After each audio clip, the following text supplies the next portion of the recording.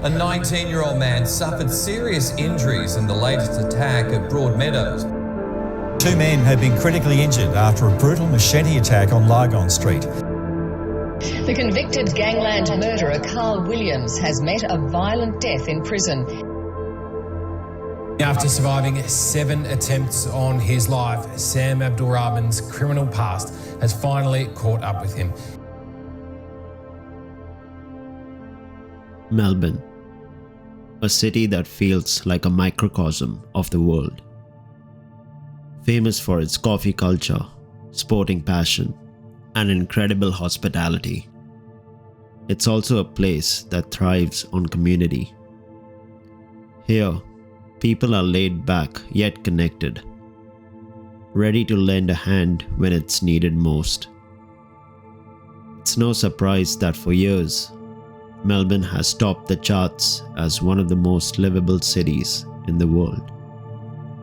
But behind the postcard-perfect laneways and iconic landmarks, a different story is emerging.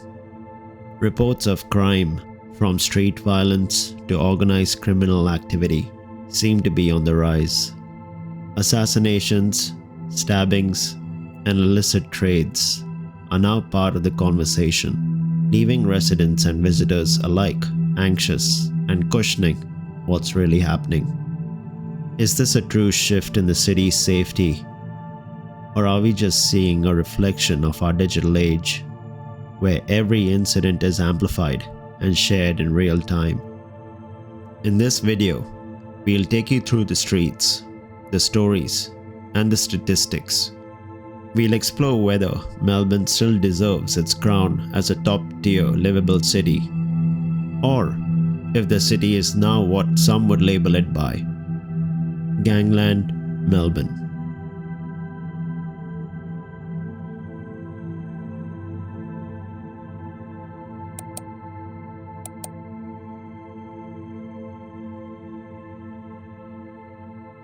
A police investigation has cleared former Detective Paul Dale of any role in the death of underworld figure Carl Williams. Williams was bashed to death by a fellow inmate at Barwon Prison. Between the late 1990s and 2010, Melbourne experienced what became known as the Melbourne Gangland Killings, a prolonged cycle of targeted underworld violence that resulted in at least 36 deaths linked to organized crime. Among the most notorious figures of this era was Carl Anthony Williams, a convicted drug trafficker and murderer who became central to the escalating feud between rival crime networks. Williams rose through the criminal underworld in the early 2000s, orchestrating hits on competing figures. In 2007, he pleaded guilty to multiple murders, including those of Lewis and Jason Moran, cementing his role in one of Australia's most infamous crime chapters. The violence was not confined to hidden corners of the city. Shootings occurred in suburban streets, outside homes, and in public spaces, events that shocked residents and dominated national headlines. In April 2010, while serving a life sentence at high-security prison in Barwon, Williams was killed by another inmate, bludgeoned during an altercation inside the prison. With his death and the imprisonment of several major figures, the cycle of reprisals slowed. The Gangland era became a dark chapter in Melbourne's history, one that, over time, appeared to close. But organized crime does not disappear entirely. It evolves.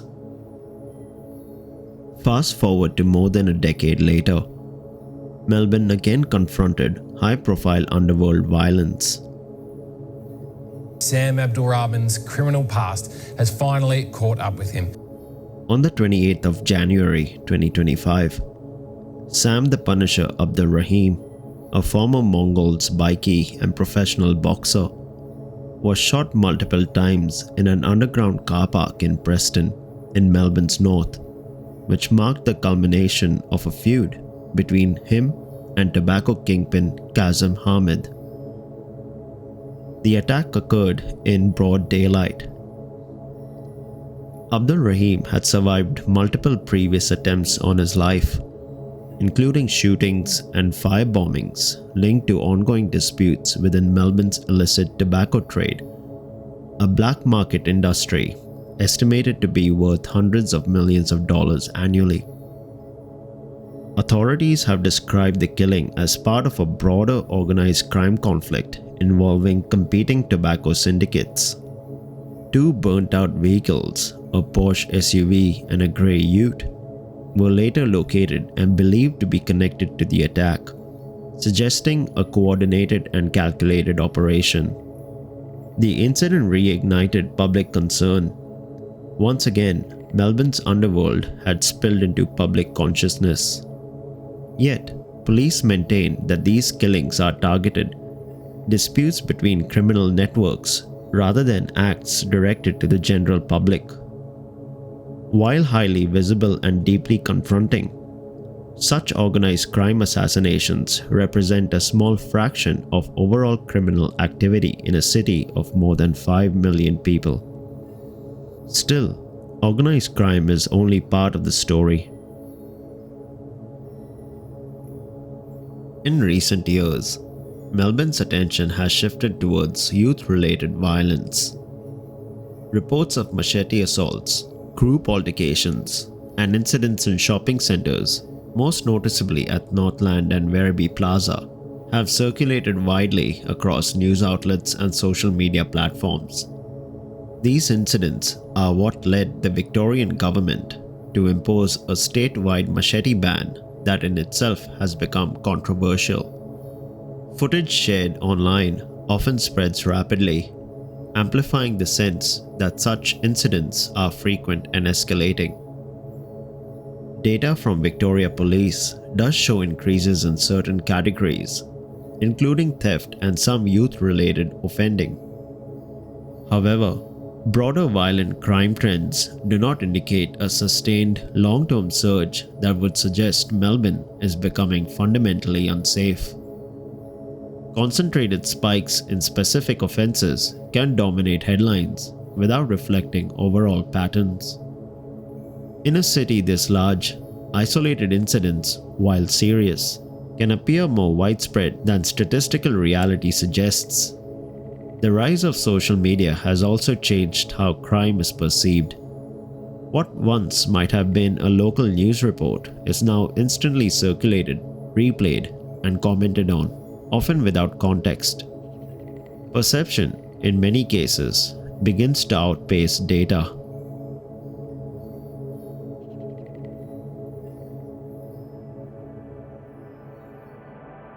To understand how crime fits into Melbourne's place in the world, we have to look beyond headlines and into the numbers. Recent figures from Victoria Police show the overall recorded offence rate rising to approximately 9,032 offences per 100,000 people, a level not seen since 2017. Much of that increase has been driven by property-related crime, including theft from motor vehicles and retail theft, alongside rises in certain deception offences and select categories of crimes against the person. At first glance, nearly 9,000 incidents per 100,000 residents can sound confronting, but that figure represents all recorded offences, from minor theft and property damage to more serious violent crimes. It reflects reports across an entire state of more than 7 million people. Raw totals without context rarely tell the full story. Viewed over the long term, Victoria's crime rate has fluctuated across the past decade rather than rising in a straight line. Some categories increase, while others decline. Police enforcement remains substantial, with ongoing efforts targeting repeat offenders and organized criminal networks. But numbers only have meaning when placed in perspective. Beyond local statistics, it is worth examining how Melbourne compares globally. In the 2024 Global Livability Index, Melbourne ranked 4th in the world and 1st in Australia, a position it maintained in 2025. The rankings assess cities across stability, healthcare, education, infrastructure, culture, and environment. Melbourne recorded near-perfect scores in healthcare and education, reflecting systems that continue to function at a world-class level. Another important lens is the Global Organized Crime Index, which measures the scale of organized criminality within nations, where a higher criminality score indicates more severe criminal conditions. On this index, Australia scores more favorably than Austria, Denmark, and Switzerland, countries whose cities, including Vienna, Copenhagen, and Zurich, often rank above Melbourne in the Global Livability Index. Those cities, like Melbourne, exist within nations that confront organized crime challenges of their own. Yet, they remain widely regarded as safe, stable, and highly desirable places to live. And so, the broader picture emerges.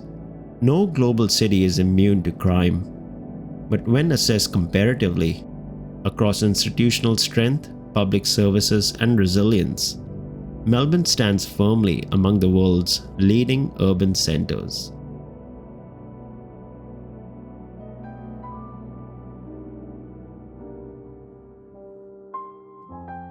Melbourne's story is not one-dimensional. It contains chapters of violence, high-profile criminal figures, and moments that dominate headlines. It has faced underworld conflicts and public anxieties. But headlines, by their nature, capture peaks, not patterns. They do not define the everyday rhythm of a city. For the millions who live, work, and visit here, daily life continues in parks and classrooms, in offices and laneways, and in stadiums and cafes. Trams run, Melburnians gather and fill the streets. Culture thrives. Melbourne is complex like any major global city. It experiences challenges, it evolves, it adapts. But when the data is examined carefully, when perception is separated from proportion, a calmer reality comes into focus. The numbers do not point to collapse. They do not suggest a city overtaken. Instead, they reveal a metropolis that remains functional, resilient, and globally competitive. Crime is a chapter in Melbourne's story. It is not the whole story. And when the full picture is understood, beyond viral clips and sensational headlines, what remains is a city that continues to rank among the very best on earth. A city that, by global measure and lived experience alike, remains undeniably one of the most livable cities in the world.